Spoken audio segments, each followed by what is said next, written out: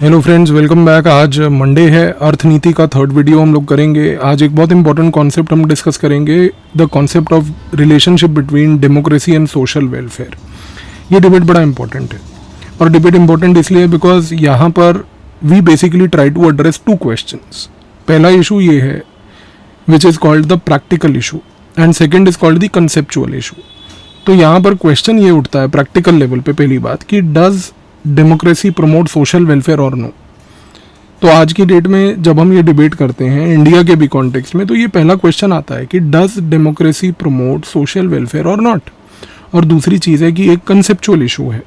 Conceptual issue ये है कि भाई does democracy help in resolving the difficulties which are there in defining social welfare. चीज़ को समझिए।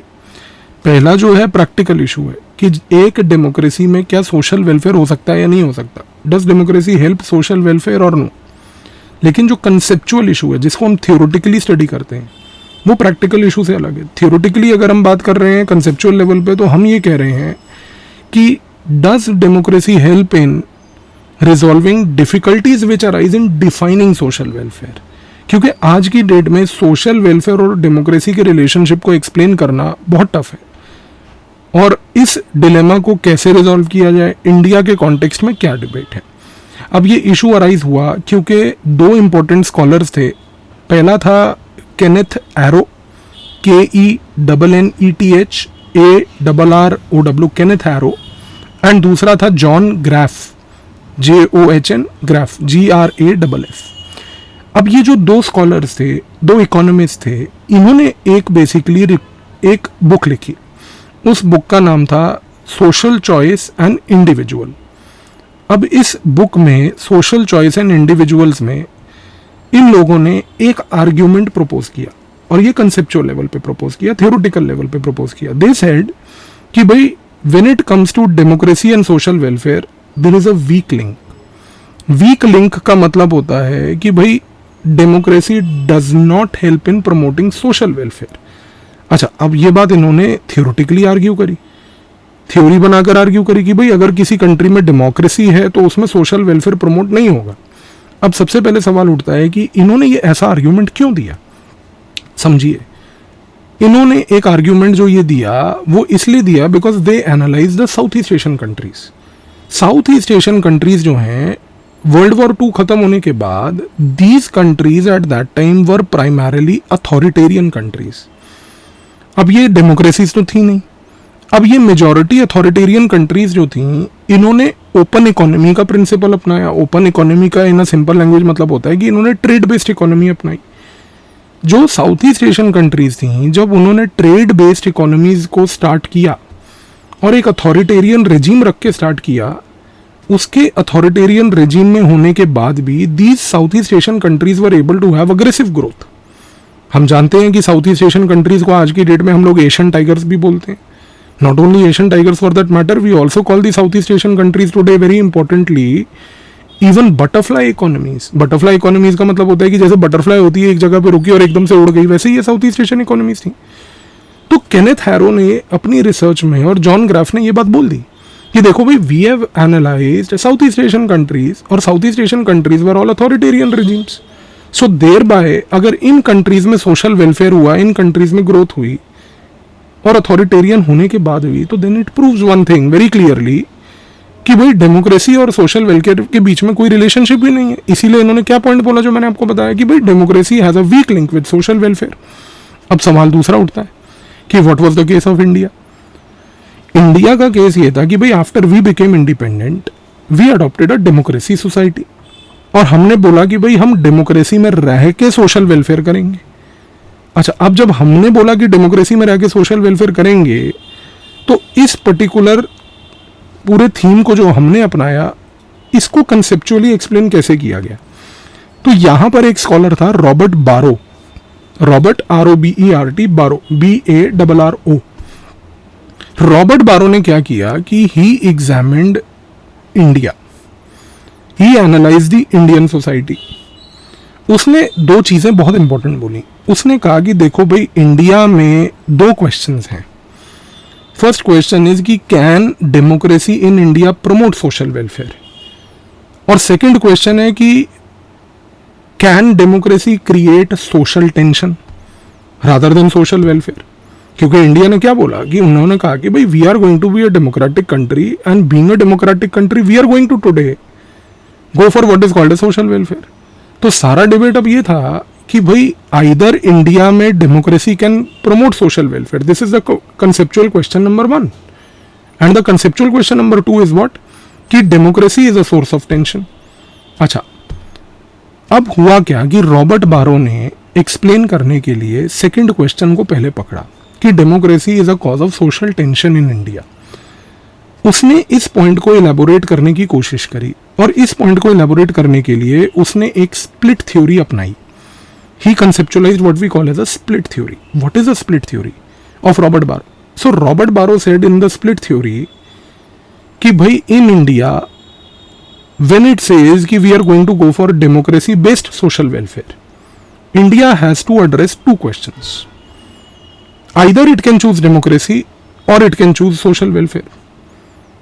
तो रॉबर्ट बारो ने एक स्प्लिट थ्योरी को कंसेप्चुअलाइज करके उसने एक बड़ा सिंपल सा पॉइंट बोला स्प्लिट थ्योरी में कि इंडिया के ऑप्शंस आर स्प्लिट, यानी कि टूटे हुए हैं, बटे हुए हैं।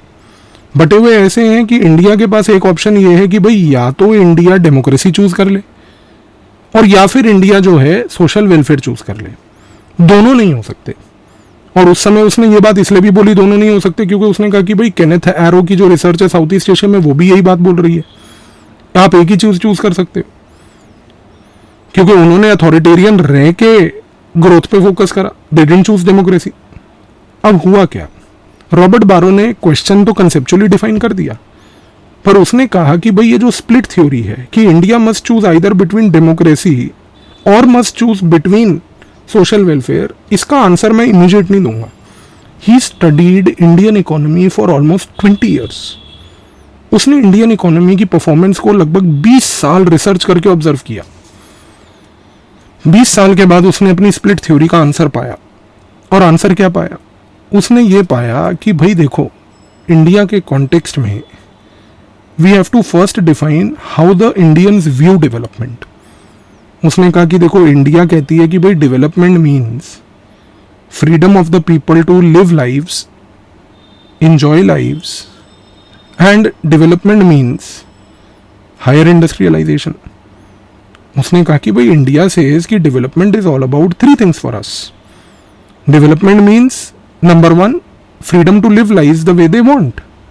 Development means that you also enjoy your life the way you want.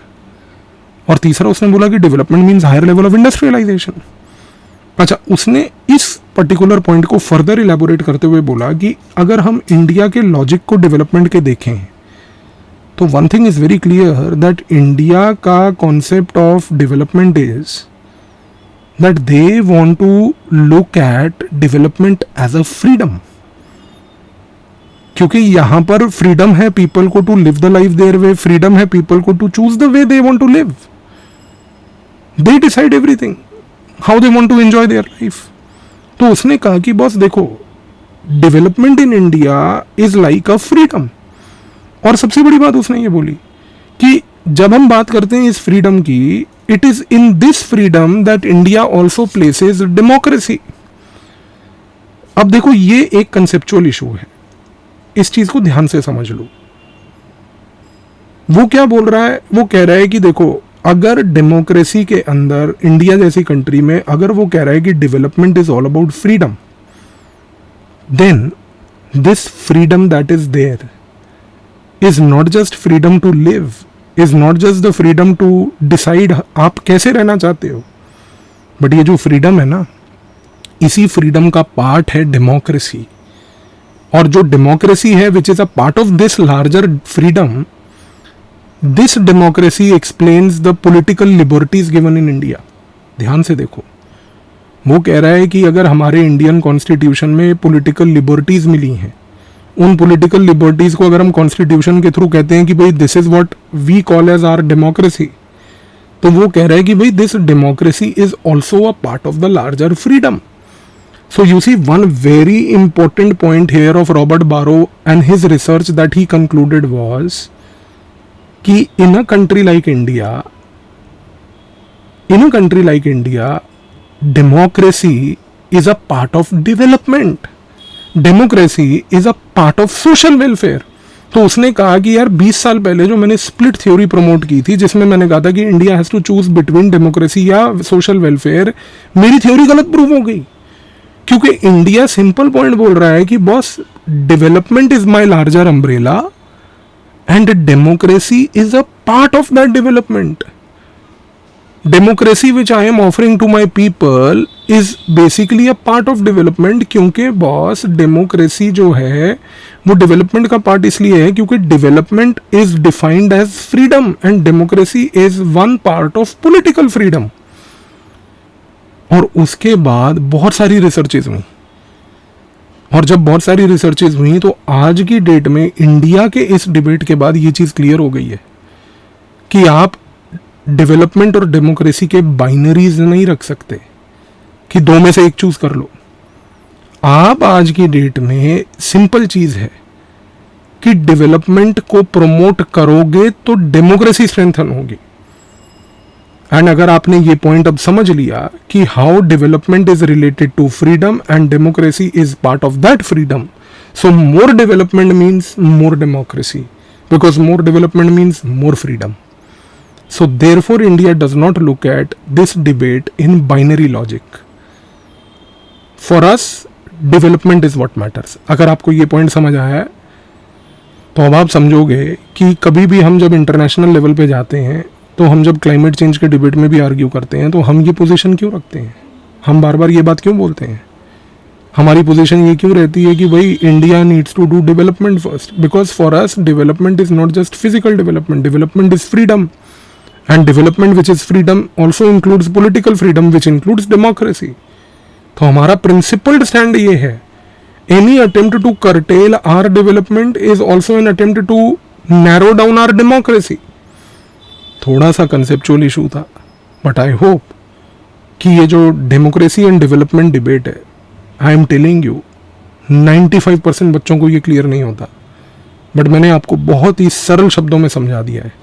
Comment करके मुझे बताइएगा कि आपको ये कॉन्सेप्ट ढंग से समझ आया या नहीं आया, बिकॉज इससे इजी लैंग्वेज में आपको नहीं समझा सकता. Thank you.